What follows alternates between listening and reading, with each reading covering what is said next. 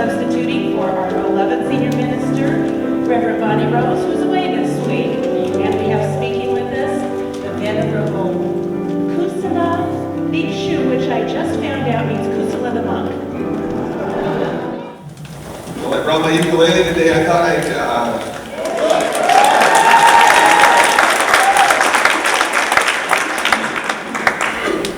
I just realized what my function is, though, in playing the ukulele and singing. I make anybody who can sing look really good.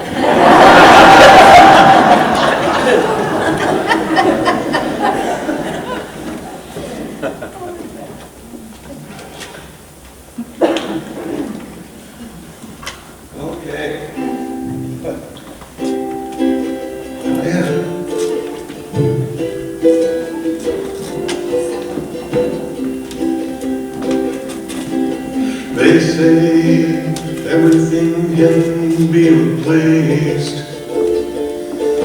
yet every distance is not near. That's why I remember every face of every man who put me here. I see my light come shining from the west unto the east.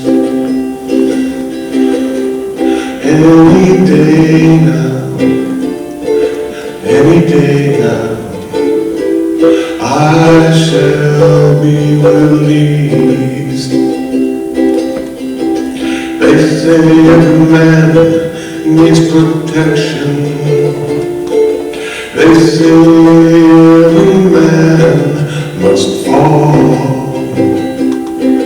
Yet I swear I see my reflection someplace so high above this wall. I see my light come shining from the west unto the east.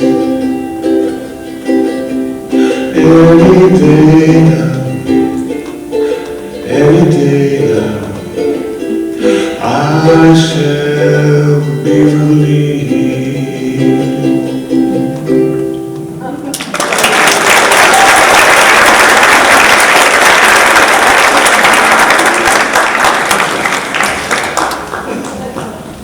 So that was a little bit of Bob Dylan for those who don't know. I'm going to talk today about three things which, for me, defines pretty much my path. And in Zen Buddhism, they say three things are really important in order to succeed and realize your Buddha nature. They are great faith, great doubt, and great determination. Now, last night I was watching The Life of Pi. What a wonderful journey that was. And it was a journey. And for me, I saw God. Now, for a Buddhist to say they saw God is rather unique, because we're not looking for God. We're sort of looking for the end of suffering. We don't feel God's going to grant us that we're probably going to have to do it ourselves. And it's a long journey, and we're going to suffer a whole lot until we finally make it. We call making it nirvana, the end of our suffering. But here was Pi, and he was in a ship, and it was going down, and he succeeded in getting out of the ship and getting into the lifeboat. And he had an amazing amount of faith, much more than I've ever had. In fact, I've often thought of myself as not having any faith at all, and that's why I became a Buddhist. Because I thought we we don't need faith. We just need to sit quietly for hours on end. But then on reflecting on how I started my path, I realized that it required a little faith to make that first step. It required the faith in believing maybe there was someone called the Buddha, one who is awake. Maybe he did exist 2,600 years ago. Maybe the words attributed to him were his after all. And because he was a teacher and left his teachings behind, if I follow and practice those teachings, I too can wake up. I too can see the world the way it really is. So, with a little bit of faith, just a smidge, I took that first step. But to be honest with you, I didn't have enough faith to believe that Australia existed. Now, why I say that is this, that I started to investigate why I thought stuff. Why do I think this way? Why do I believe this way? And it's because I was told to. It's because I went to school and had parents and friends and peer groups, and they all suggested that I think a certain way. And I didn't know any different. I just started thinking the appropriate way, I thought. I realized that George Washington cut down the cherry tree after reading a story in grade school, and then as an adult, I came to understand that he never cut down the cherry tree. And I was bummed. Because it was about telling the truth, that story was. It was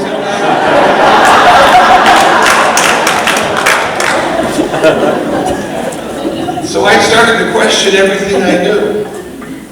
Did Australia really exist? I've seen maps. I know what it's supposed to look like from space. I've been told people speak in a unique way that come from Australia. Maybe there was an Australia. And then I was lucky enough a few years ago to go to Australia. So I can tell you it does exist.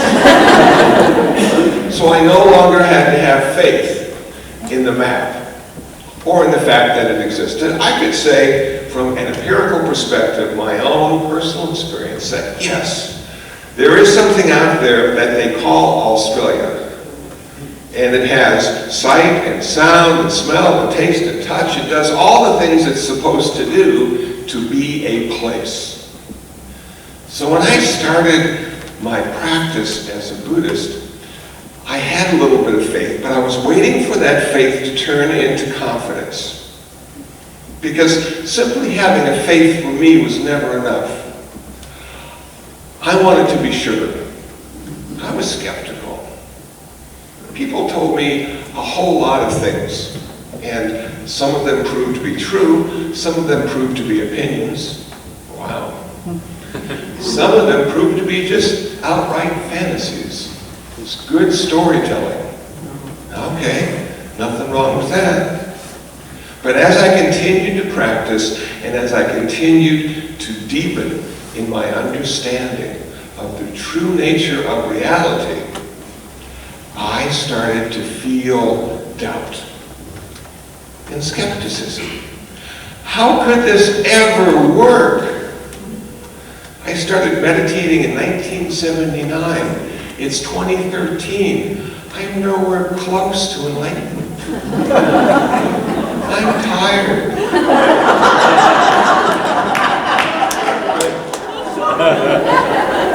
I've worked really hard and read a lot of books. And it's still not working. And will it ever work? What happens if it was just a big fantasy? What happens if this whole spiritual path was just a big illusion? And then in my dying bed, my bed where I'm going to pass into eternity, and I take my last breath, Am I going to feel that skepticism, that great doubt? And if I had lived my life in another way, would it have been better? Or would it have just been different? So I was faced with that. And in Pi, he was faced with that too. The clouds and the rain and the tiger and all sorts of things. And he just said, what do you want?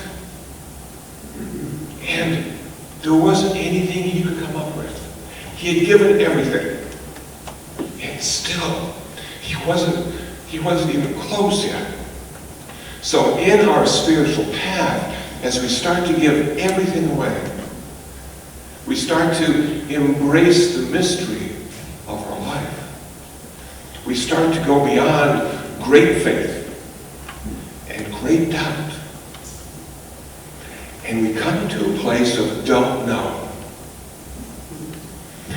And this place of don't know is talked about St. John of the Cross. Dark night of the soul. He didn't know. Mother Teresa is said to have spoken or had a relationship with God personally twice. And the rest of her practice and her kindness and her devotion was based on faith that it would happen again. But she didn't know. Don't know allows us on our spiritual path to make all things possible.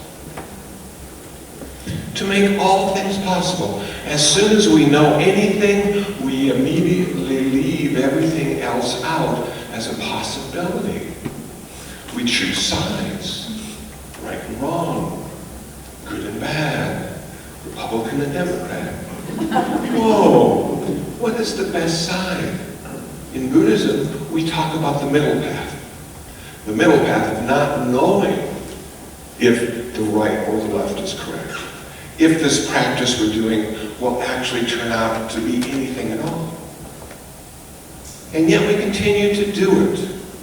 We continue to do it because we have great determination. When I started to meditate, I was eager to go to the Zen dome. Now we didn't go early and wait for the door to open. And the monks would look at me and think to themselves, I'm sure, what the hell is he doing here so early? We're just going to sit and do nothing for an hour and a half.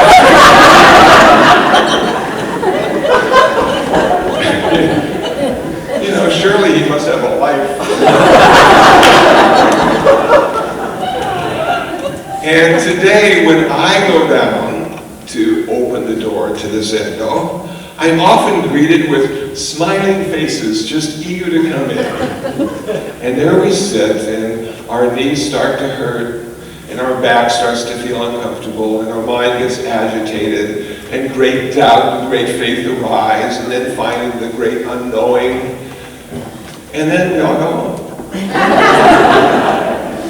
And it's another day. And it's another day. There's a Zen priest who said about don't know. He said, I saw a picture of myself when I was a young boy, and he said to himself, who is that? And then he looked in the mirror while shaving one day, and he said, who is that?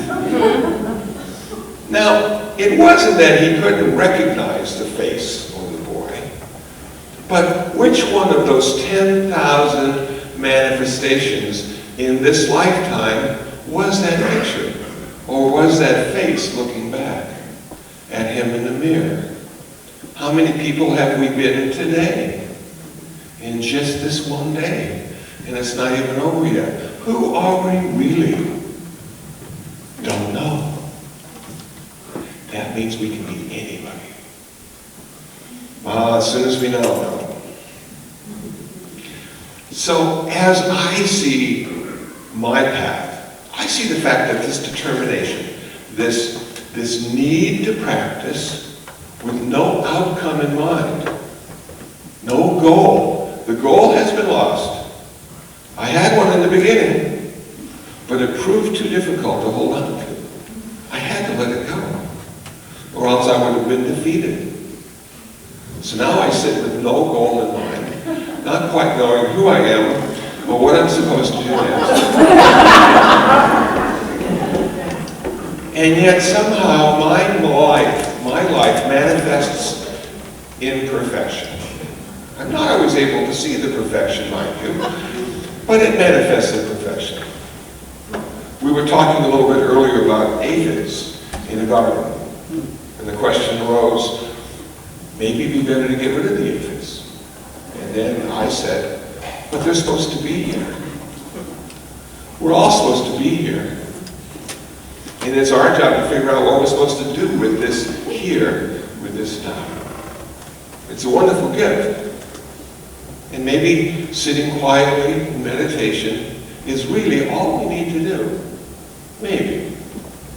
But then there comes the question of, how about all those folks that are suffering out there who haven't figured out what to do or how to do it, who can't see God yet, who can't see emptiness yet, who still think there is some place to go and something to do?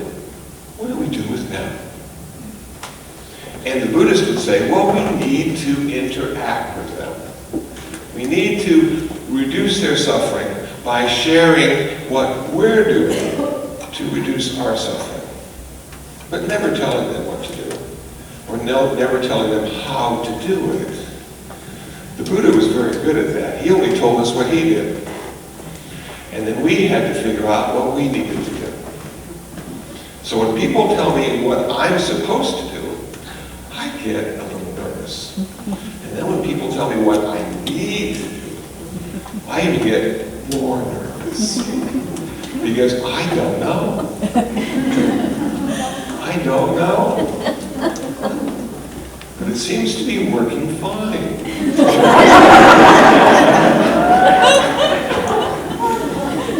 So we could be talking about divine inspiration. We could be talking in the movie Pi. He did have divine inspiration and guidance. But in our life, we may not be so lucky. We may be looking out for divine inspiration and be blind, not being able to see it at all. So the Buddhist would say, looking out for divine inspiration leads you nowhere. You need to look in. You need to see that the mind will be choosing for you between right and wrong. The mind will be giving you great faith. And it will make sense. And you will continue. And then the mind will say, well, I'm not really sure. I'm a little doubtful if this is going to work. And if we listen to our mind too much, we're not going to ever be happy. Because our mind's job is to simply think about everything it wants to. And it does if you belong to Facebook like I do. You can see mind manifesting all day long, along with various food items and new Facebook pictures. How do I look today? Who am I today? It's a wonderful way to stay connected in a virtual way, but it also allows us to see mind at work, and it never ends.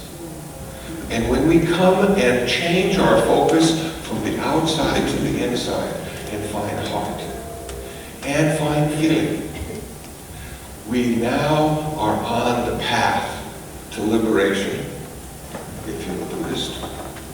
Relationship, perhaps if you're a Christian.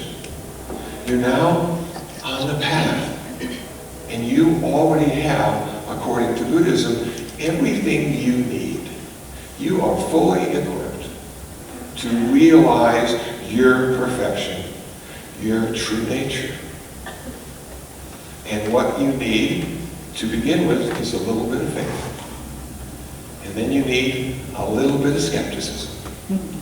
And then you need a whole lot of persistence to continue going along this path when it becomes dark, when it becomes light, when it becomes unfocused. You need to keep putting one foot in front of the other. Because when you come to the end, according to Buddhism, it's simply a new beginning. Another time to start. It's like, now I've used this body up on this journey, and it's been a wonderful journey, and now it's time to get my next one. Whatever that might be. Maybe a cat, maybe a dog, maybe a human, maybe an angel. Time out. Heaven. Cool. 100,000 lifetimes. No suffering there. Whoops. Gotta leave. Gonna start suffering again.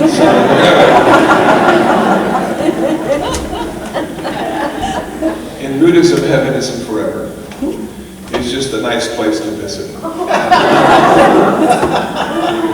So we want nirvana. We want this profound clarity and compassion that comes with nirvana. That comes with nirvana. We were talking a little bit earlier about love and how everything is love.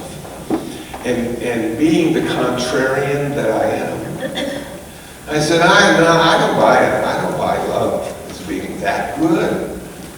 Really? How can you possibly say that? I said, well, I've seen people that love their shoes. Rightly so. Cool shoes. But love may be nothing more than an intention. A mind state. What's greater than love? According to me, kindness. Kindness is an activity that changes the world. Kindness is an activity that changes the world. Be kind to aphids, snails. We need to be kind to all the creatures and things in this planet. Because they're here for some reason, and we're here for some reason, and we're here together for just a very short time. We can all get along. Then we continue our journey. So as I think about my talk today, and great faith and great doubt, it's an interesting dilemma that we face. And this persistence is really the last thing we want to do, especially as we start to get older. Man, as I get older and older, I just want to do less and less. And unfortunately, I have email and a phone, and they keep finding me to do more and more. Now, I'm not complaining, but I would like to just rest a little bit more. Just to feel a little more connected to this body and this mind. Have a little more energy. But it doesn't seem to work that way with aging. So the persistence that's necessary even has to fight off the aging that we're going to go through. The times when we don't want to get up and meditate. The times when our clarity is questionable. And what possible good would it do to meditate? We still get up and we still meditate. And with all the people that call us and write us and email us to go out and do this and to go out and do that, it's going to be so much fun. We can hardly wait. Come and join us. You know, I'm thinking, wow, I got to stay on path. I got to be really focused, not to get too distracted by all the flash and the trash this world has to offer. But the important things about life would be our liberation, our clarity, our compassion. And that requires determination. So the spiritual path is the best path. Science will always be changing. There'll always be inventing or realizing new things. Science never comes to an end. But our spiritual path ultimately will. And in that end, I will find peace and rest. I'm just going to get back. If they'll let me.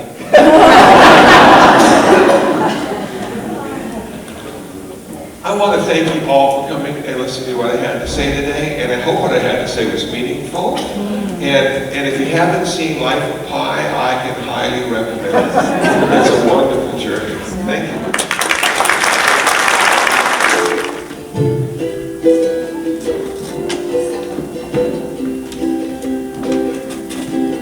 They say everything can be replaced, yet every distance is not near. That's why I remember every face of every man who put me here.